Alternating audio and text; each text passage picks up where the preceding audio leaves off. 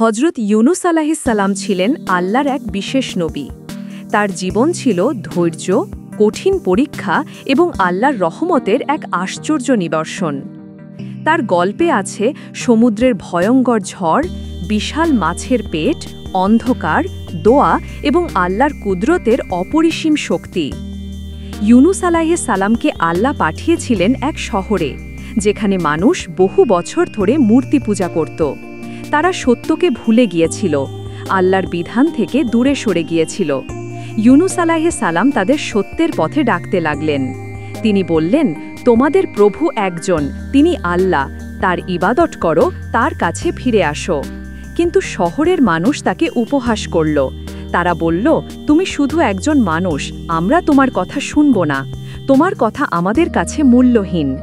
তাদের এই অধ্যত্ত, উপহাস এবং বিব্রতকর আচরণে ইউনুস আলাইহিস সালাম খুব কষ্ট পেলেন। একদিন তিনি রাগে ও দুঃখে শহর ছেড়ে বেরিয়ে গেলেন। তিনি ভেবেছিলেন আল্লাহ তাদের ওপর শাস্তি পাঠাবেন, যেমন পূর্বের জাতিগুলোর ওপর পাঠানো হয়েছিল। কিন্তু আল্লাহ তখনও তাকে অনুমতি দেননি শহর ত্যাগ করার জন্য। এটা ছিল ইউনুস আলাইহিস সালামের জীবনের একটি পরীক্ষা। ইউনুস আলাইহিস সালাম কিছু দূর যেয়ে এক সমুদ্র বন্দরে পৌঁছালেন। তিনি একটি বড় জাহাজে উঠে পড়লেন। জাহাজটি মানুষে ভরা ছিল, কিন্তু সবাই তাকে সাদরে গ্রহণ করেছিল। জাহাজটি যখন গভীর সমুদ্রে পৌঁছালো, হঠাৎ প্রচণ্ড ঝড় শুরু হলো। আকাশ অন্ধকার হয়ে গেল, ঢেউগুলো পাহাড়ের মতো উঁচু হয়ে আছড়ে পড়তে লাগল। নাবিকরা ভয়ে চিৎকার করতে লাগল। তারা বলল, নিশ্চয়ই আমাদের মধ্যে কেউ গুনাহগার আছে, আল্লাহ আমাদের ওপর রাগ করেছেন। তারা সিদ্ধান্ত নিল, লটারির মাধ্যমে সেই ব্যক্তিকে সমুদ্রে ফেলে দিতে হবে যিনি আল্লাহর অসন্তুষ্টির কারণ। 3 বার লটারি হলো, আর 3 বারই ইউনুস আলাইহিস সালামের নাম উঠল। তিনি বুঝলেন এটা আল্লাহর ইশারা। তিনি সমুদ্রের দিকে তাকালেন।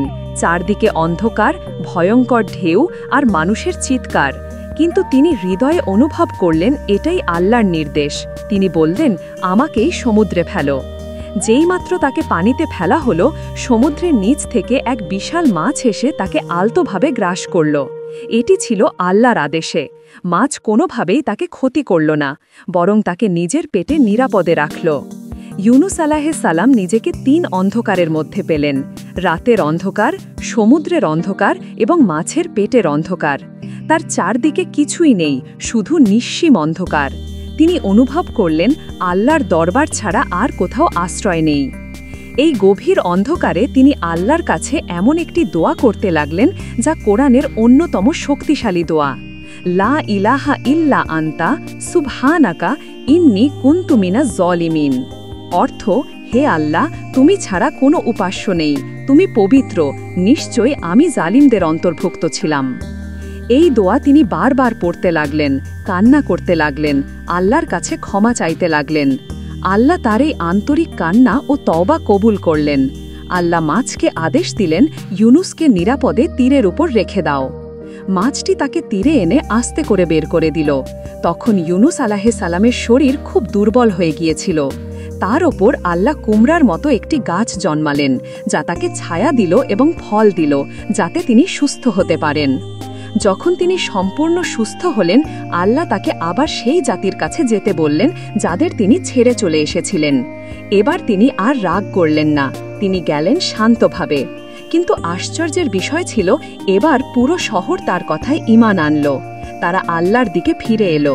এটি ছিল ইতিহাসে একমাত্র জাতি যারা নবীর সতর্কবার্তা পাওয়ার পর পুরোপুরি ঈমান গ্রহণ করেছিল।